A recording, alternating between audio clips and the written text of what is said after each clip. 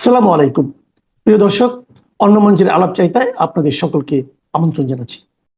আসসালামু আলাইকুম রহমতুল্লাহি ওবরকাতুহ। সম্মানিত দর্শক, বাংলাদেশে আওয়ামী লীগ এবং বিএনপির যে বিরোধ, এটা অনেকটা জন্ম থেকে জলসির মতো। যেদিন থেকে বিএনপি প্রতিষ্ঠিত হলো সেদিন থেকে আওয়ামী লীগ মনে প্রাণে এই দলটিকে তাদের জাত শত্রু হিসেবে মনে করা শুরু করলো। বিএনপি অবশ্য বিভিন্ন সময় চেষ্টা করেছে তার উদারনৈতিক চিন্তা চেতনা দ্বারা আওয়ামী লীগকে কাছে টানার জন্য। শহীদ প্রেসিডেন্ট জিয়াউর রহমান এবং তার যারা আপনজন সবাই মনে করেন বা দাবি করেন যে বিএনপি না হলে আওয়ামী লীগ রিভাইভ করতো না বা সার্ভাইভ করতো না। এ কারণে বঙ্গবন্ধু বাকশাল প্রতিষ্ঠার মাধ্যমে যে আওয়ামী লীগের বিলুপ্তি ঘটিয়েছিলেন এবং পরবর্তীতে তার নির্মম হত্যাকাণ্ডের পর আওয়ামী লীগের যে রাজনীতি এবং বাকশালের যে রাজনীতি, সংগঠন হিসেবে রাজনীতির মতাদর্শ হিসেবে দুটোই সেখানে বলতে গেলে কবর রচনা করা হয়ে গিয়েছিল। তো সেই জায়গা থেকে বহুদলীয় গণতন্ত্র চালু করেছিলেন জিয়াউর রহমান, এই কথা বিএনপির লোকজন বলেন। আবার অন্যদিকে আওয়ামী লীগের লোকজন বলার চেষ্টা করেন যে মূলত বঙ্গবন্ধুর হত্যাকাণ্ড থেকে শুরু করে আরো যা কিছু ঘটেছে ৭৫ 15 আগস্ট পূর্ববর্তী এবং পরবর্তী সময়, সেখানে প্রেসিডেন্ট জিয়াউর রহমান চাইলে ক্ষয়ক্ষতি এড়ানো যেত, আরো অনেক ভালো ইতিহাস রচিত হতো। আমি নেতিবাচক কথাগুলো বললাম না, যেগুলো সাধারণত আওয়ামী লীগের কট্টরপন্থী লোকজন বলে থাকেন। তারা বলার চেষ্টা করেন যে আচ্ছা ভালো কথা, আওয়ামী লীগকে রিভাইভ করেছেন, বঙ্গবন্ধুর দলের প্রতি তিনি রহম করেছেন, ভালো কথা, তাহলে ৩২ নম্বর কেন তালাচাবি দিয়ে রাখা হয়েছিল এবং শেখ হাসিনা বিদেশ থেকে এসে কেন ৩২ নম্বরে থাকার অনুমতি পাননি? কিংবা যখন শেখ হাসিনা বিদেশ থেকে এলেন তখন ঢাকা শহরে তাকে যেন কেউ বাড়ি ভাড়া দিতে না পারে বা বাড়ি ভাড়া না দেয়, এই জন্য বিভিন্ন বাড়িওয়ালাদেরকে কারা ভয় ভীতি দেখিয়েছিল, এই বিষয়গুলো আওয়ামী লীগ বলার চেষ্টা করে। পরবর্তীতে ৮০-র দশকে যখন এরশাদ বিরোধী আন্দোলন হয়, তখন সঙ্গত কারণে এরশাদের দ্বারা বিএনপি ক্ষমতাচ্যুত হয়েছে এবং এরশাদকে তারা জাত শত্রু মনে করত।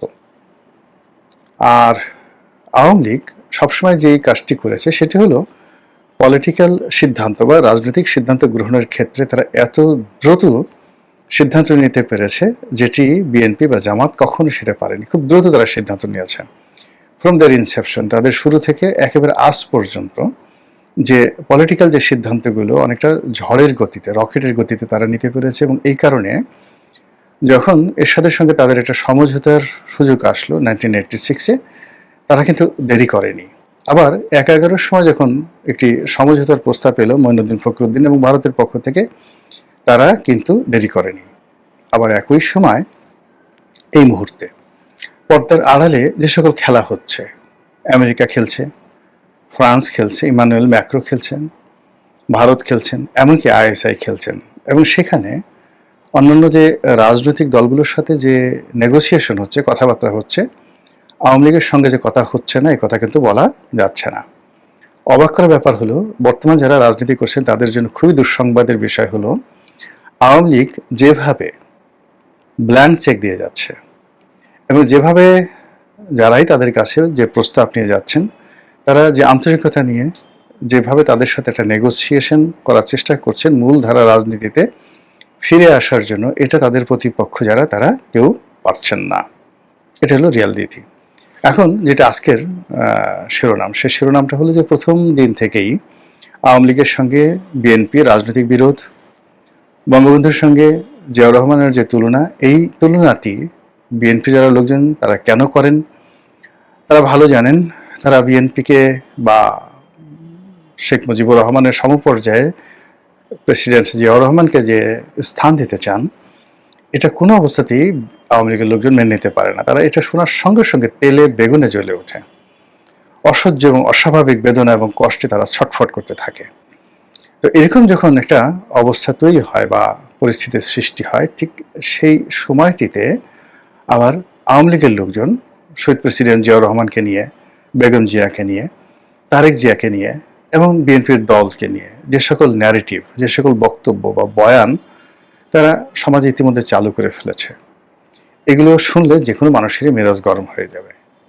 এর মধ্যে অশ্লীলতা আছে, এর মধ্যে কুটচাল আছে, এর মধ্যে নানা রকম মিথ্যা তথ্য আছে, সত্যও আছে, সব মিলিয়ে একটা জগা খিচুড়ি তৈরি করে আওয়ামী লীগের যারা লোকজন তারাও মাইক হাতে মঞ্চে দাঁড়িয়ে পুরো বিএনপির বিরুদ্ধে যে কথাগুলো তারা বলে থাকে, তার ফলে বিএনপি এবং আওয়ামী লীগের মধ্যে একটা নদী তৈরি হয়ে গেছে, যেটিকে আপনি বলতে পারেন বিষের নদী, এ রিভার অফ পয়জন, বিষের নদী।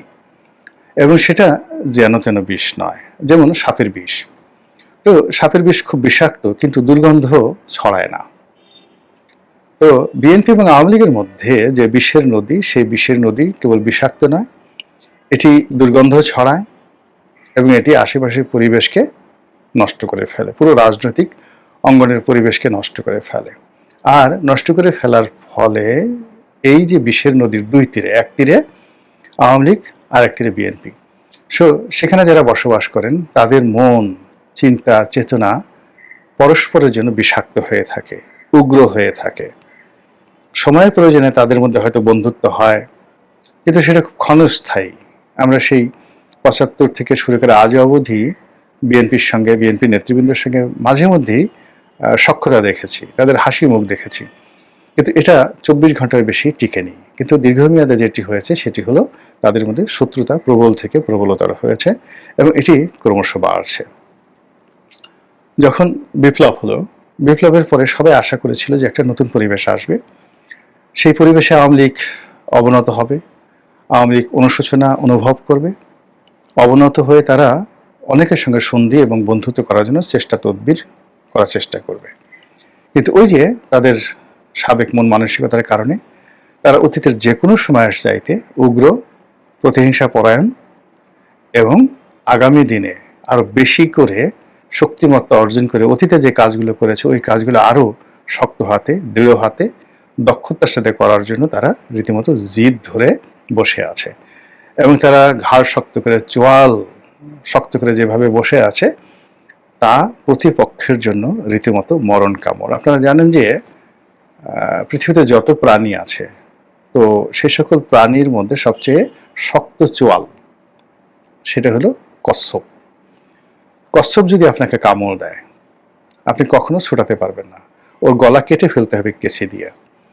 এখন আওয়ামী লীগ এবং বিএনপির মধ্যে যে বিষক্রিয়া চলছে, সেই বিষক্রিয়ার ফলে উভয় পক্ষের যারা ভুক্তভোগী তারা পরস্পরকে কামড় দেওয়ার জন্য নিজেদের চোয়াল এতটা শক্ত করে রেখেছে যে ওই কচ্ছপের মতো বা কচ্ছপের চেয়ে বেশি তাদের গলা কেটে ফেলতে পারেন, কিন্তু কোনো অবস্থাতেই তারা যে কামড় দেবে সেই কামড় থেকে আপনি রক্ষা পাবেন না।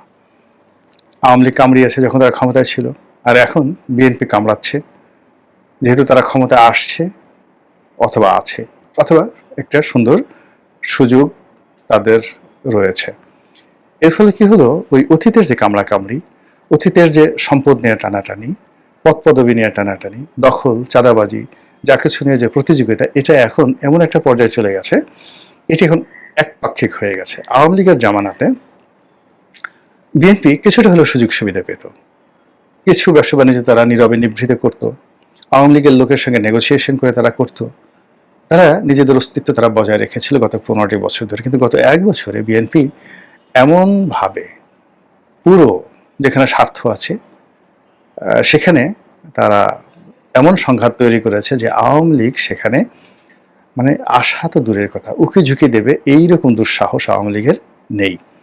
ফলে উভয়ের মধ্যে যে বিভেদ, বিসংবাদ, বিষের নদী, এটি এখন এক ভয়াল পদ্মা নদীতে রূপান্তরিত হয়েছে। তো যখন এরকম একটা ঘটনা ঘটে, আপনি ধরুন পদ্মার তীর ভাঙে, তো সেখানে সেই পদ্মা নদীতে বিলীন হয়ে যাওয়া জমি কেনার জন্য কিন্তু কাস্টমারের অভাব হয় না। ধরুন 1 বিঘা জমির দাম 2 লাখ টাকা, কিন্তু যে লোকের জমি পদ্মায় ভেঙে গেছে সেই জমি আপনি 5,000 6,000 টাকা করে বিঘা কিনে আপনি দলিল করে রাখলেন, 20 বছর 30 বছর 25 বছর পরে সেখানে চর জাগবে, আপনার পরবর্তী জেনারেশন সেই জমির মালিক হবে। এভাবে হাজার হাজার একর জমি নিয়ে পদ্মার চরে, যমুনার চরে যে ব্যবসা বাণিজ্য হয়, এটা ওই এলাকার বাসিন্দা না হলে আপনি বুঝতে পারবেন না। অর্থাৎ যে জমি ভেঙে যায় ওটারও একটা ক্রেতা রয়েছে। পদ্মার পাড়ে মসজিদ থাকে, মন্দির থাকে, বাড়ি থাকে, ঘর থাকে, গাছ থাকে, পালা থাকে, সেগুলো ভেঙে যায়। সেগুলো কেনার জন্য কাস্টমার রয়েছে। তো কাজেই আওয়ামী লীগ এবং বিএনপির মধ্যে যে বিভেদ, বিসংবাদ, প্রতিহিংসা, জিঘাংসা যা কিছু চলছে, এগুলোকে নিয়ে ব্যবসা বাণিজ্য করারও লোক আছে এবং সেই লোক অনেক অনেক দক্ষ। এই মুহূর্তে যারা আওয়ামী লীগ এবং বিএনপির এই বিরোধকে নিয়ে যারা ব্যবসা করছে চাচ্ছেন বা করছেন, যারা লাভবান